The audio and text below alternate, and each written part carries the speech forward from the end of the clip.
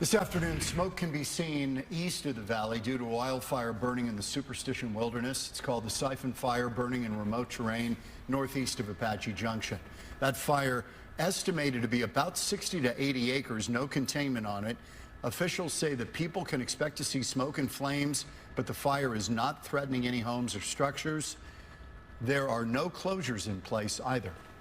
Another wildfire is burning north of the valley. Skyfox over the Point Fire earlier today, which is burning about 5 miles northeast of New River. That fire broke out last night, and has now burned about 746 acres. No containment on it yet. Officials believe this fire was human-caused. Public officials want stronger laws when it comes to gang violence, and they've come up with a plan to get it. It comes nearly a year after the death of Preston Lord, who was beaten to death at a Halloween party in Queen Creek. Fox 10's Brian Webb joins us live with details. Brian. This new group category of crime is called swarming, when a group of people attacks one individual. Authorities insist current laws aren't enough, so they're working together to make it change. Mob mentality, gang violence, or swarming, all words to describe an ugly problem that came to light last year. As we approach the 1-year anniversary of the awful events that took place on October 28th, it is so important to remember Preston. This is a tragic reminder of what happened almost a year ago to Preston Lord and to his family, but it is rewarding to have people coming together to address the situation. This proposal is in response to Preston Lord's death. 7 people were charged with murder in that case, but in several other unrelated cases involving teen violence, many suspects were charged with low-level Class 6 felonies or misdemeanor charges, and authorities insist they need better laws on the books. A purgatory, if you will, between misdemeanors and felonies.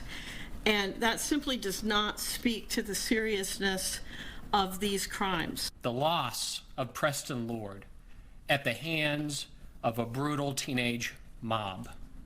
It's unacceptable, and it deserves a statewide response.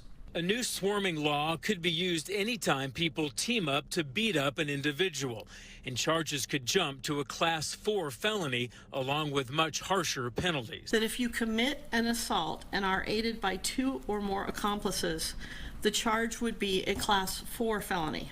This effort's going to provide new tools, better tools for law enforcement, but most importantly, it's going to hold violent offenders accountable, especially in these cases of swarming. 2 state lawmakers are already on board with this idea and promise to bring it here to the state capitol in January. Live in Phoenix, Brian Webb, Fox 10 News.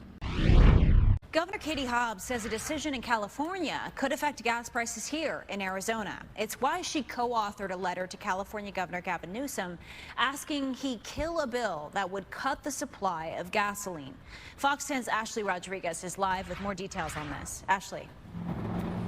Yeah, California Governor Gavin Newsom wants to regulate the oil companies. He wants to force them to keep a minimum amount of gas in their inventory. That way, when supply drops, prices don't spike. California Governor Gavin Newsom's mailbox lit up this week with a letter from Arizona Governor Katie Hobbs and Nevada Governor Joe Lombardo asking he reevaluate the implications of new legislation aimed at regulating 6 oil refineries in the region. This legislation from California is really concerning because we believe it will create shortages that will increase prices for Arizona. Newsom's plan is to mandate the oil companies keep a minimum level of gas in their inventory. Supply drops with unplanned and planned maintenance, and then we see huge increase in profits and costs to those going to the pump, and we're trying to get our arms around that. But according to Hobbs and Lombardo, Arizona and Nevada are reliant on California pipelines for significant amounts of fuel.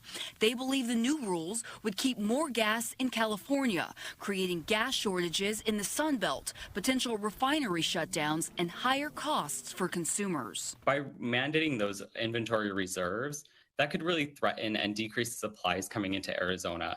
And once you decrease those supplies and threaten supplies coming into the state, then prices could rise. So really what our concern is flagging is that this could have a negative impact on Arizonans. At a news conference Wednesday, Hobbs said Newsom says they will continue talking about it. But in California, he spoke enthusiastically last week about getting the bill passed. I would imagine that should worry us a little bit more. To be played as fools, to see price spikes and have no solution, no answer, to allow these guys to run roughshod over us, to lie and deceive us for decades as we know they've done.